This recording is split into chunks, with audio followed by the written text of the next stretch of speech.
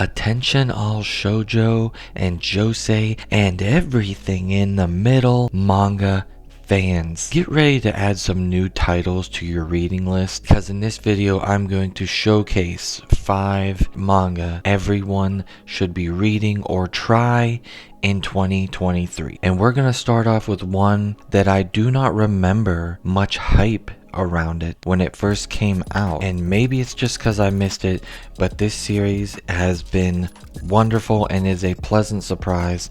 That is none other than Skip and Loafer. So let me tell you a little bit about Skip and Loafer. It is a romantic comedy about a country girl who moves to Tokyo to attend high school and pursue her dreams of attending a prestigious university and eventually landing a job in the government. The heroine, Mitsumi, possesses astounding confidence in all she does, even if she's not successful every single time. On her first day of school, she's nearly late to the opening ceremony in which she was selected to give a speech, but thanks to a run-in with a popular aloof guy, Sosuke, though afterwards she vomits on a teacher, earning the nickname as the Puker amongst her peers. And that's just the start. The series really shines through on the side characters, such as Mitsumi's best friends, her friendship with Sosuke and her aunt. Every character is very unique, which I find refreshing because so often friends in shoujo manga can sometimes be set aside so that the series only focuses on the romance. And in this one,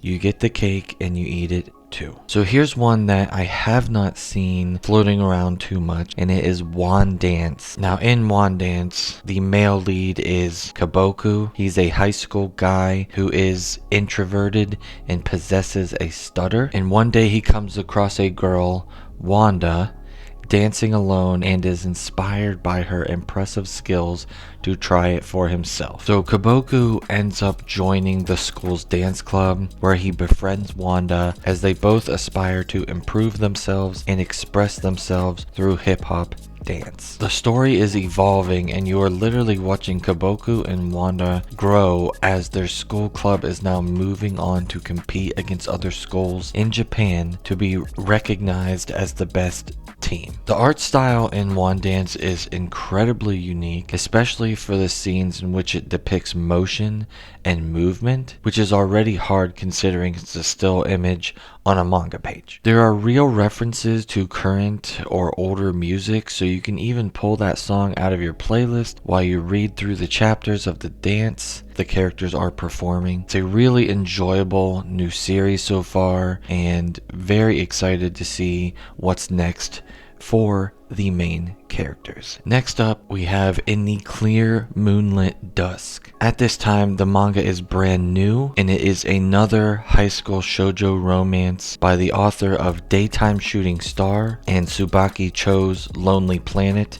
If you are a fan or know of those two, you may already enjoy In the Clear Moonlit Dusk. The appeal of the heroine in this series is very enjoyable. Yoi, being rather androgynous in appearance and known as the prince of her school, with most of her classmates being infatuated by her due to her mature demeanor. However, Yoi finds herself completely taken aback upon meeting the school's other prince, Ichimura, who is rather popular and says exactly what's on his mind. Ichimura immediately indicates his interest in Yoi, which puts her on guard, but having never been in a relationship before, is finding the attention refreshing and wants to know more about Ichimura. It's rather sweet.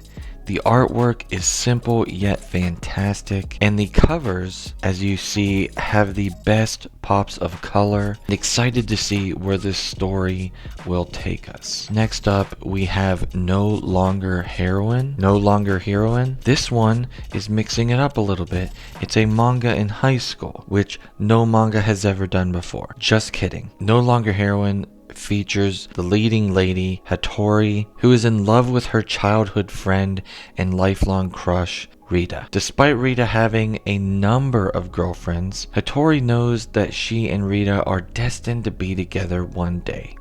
It's just that easy. Life continues on as usual until Rita starts paying attention to the extreme wallflower classmate, Miho, and they soon start dating. Hattori suddenly has an epiphany. Is she really not the main character in this story? This manga is very comedic, and the facial expressions alone will make you laugh out loud, so make sure you do not skip over them. The comedic factor dispersed throughout the story reminds me of similar mangas like My Love Story or My Love Mix-Up in a similar fashion, if you are familiar with those. Hattori suddenly realizing that the person she's been in love with all her life may not even be into her is a refreshing twist, but her determination to win Rita over no matter what makes you want to root for her. Next we have Magic Artisan Dahlia Wilts No More. This is a isekai manga